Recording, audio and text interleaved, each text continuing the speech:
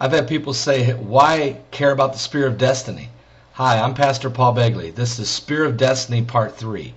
Adolf Hitler got his hands on the Spear of Destiny, the spear that pierced Jesus in the side. He got his hands on it shortly after March 12, 1938, after Hitler invaded Austria and annexed Austria. One of his first things he did as the conquering hero of Vienna was to go get the Spear of Destiny from the museum that was there in Vienna, Austria. The name of the museum, of course, was the Hof Museum.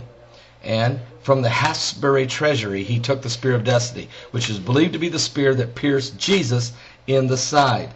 Who were some of the people who had the spear in past history? Well, German Emperor Otto the Great, as well as Napoleon Bonaparte, and Alexander the Great, and Constantine. So Adolf Hitler had heard, had read, and had studied the occult that whoever had possession of the Spear of Destiny, or the Spear of Longinus, you can also look that up if you want to and Google it, was the Roman soldier that pierced Jesus in the side. You can find that in St. John, chapter 19, 32 through 37. As Jesus is hanging on the cross of Calvary, nearly 6 hours, he is already to the point that it's time to die. He gives up the ghost. Or in other words, he says, Father, it is finished. He said, Father, forgive them, for they know not what they do. But go ahead now, I am going to die. And he dies. The Jews realize that the Sabbath day is approaching at dusk. And it's going to be not only the Sabbath, but it's going to be the Passover. And so they need to get these bodies off the cross. And they can't leave people hanging there dying during the Passover. So they ask for permission. Can they go and remove the bodies? And Pilate gives them permission. They break the legs of the other two men on the cross next to Jesus. That way they'll quickly die. But when they went to Jesus, they seen he was already dead. So they did not break his bones, which fulfilled prophetic word found in Exodus.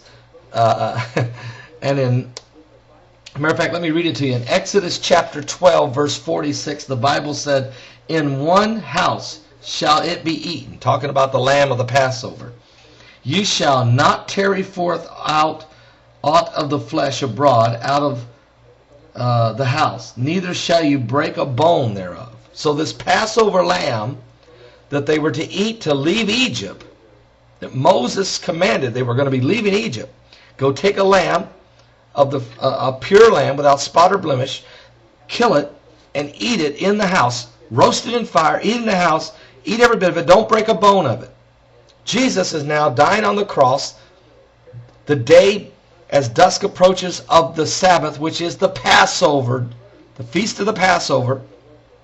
He has become that lamb without spot or blemish, with no sin.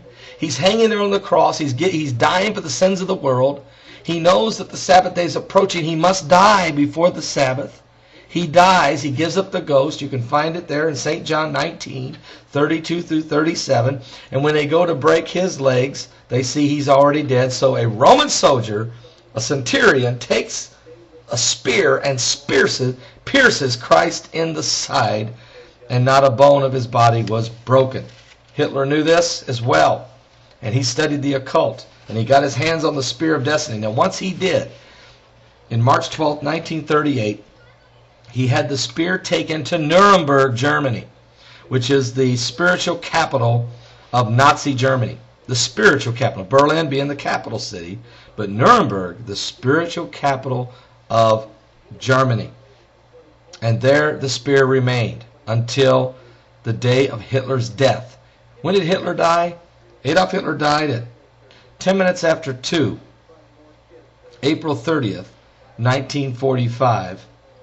After the considerable bombing of Nuremberg, the spear fell into the hands of American President, after a lot of bombing of Nuremberg, the United States Army, the 7th Army of the United States, led by General Patton, conquered Nuremberg. Once they got into the city, they found the Spear of Destiny. It wasn't the reason that Patton went. Matter of fact, it was a young U.S. soldier that found the spear that was behind a block in a wall, and that they had put the spear in the wall behind this block. this young soldier saw that the block was loose. He moved the block, and there was this ancient artifact. He didn't know what it was. He took it to his superior. It finally made its way to General Patton.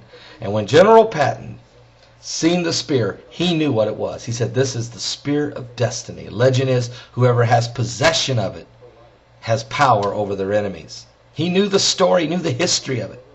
And the great warrior Patton said, but it's always been used for evil, because it's believed that the spear is what killed Jesus Christ. But Patton knew it didn't kill Jesus. He knew what the Bible said in St. John 19, that Christ had already died, and that he was, and so he said, no longer will this spear be used as an artifact or a point of contact of darkness, but let it be a representation of the gift of life we have through Christ Jesus. And so the United States Army took possession of the spear of destiny. Well, you want to know what else happened on that day? April 30th, 1945, in Berlin, Adolf Hitler took a pistol, stuck it to his head, and blew his brains out and died. He died the same day he surrendered the spear of destiny. Same thing happened to Constantine. Same thing happened to Napoleon Bonaparte. Is it by accident? Is it coincidence? Or is it by divine providence that darkness can never overcome the light? But through the power of the resurrection of Jesus Christ, good always wins, as Alan Jackson sings in that one song. The spear of destiny. Now, Adolf Hitler was involved in the occult, as we've said in prior.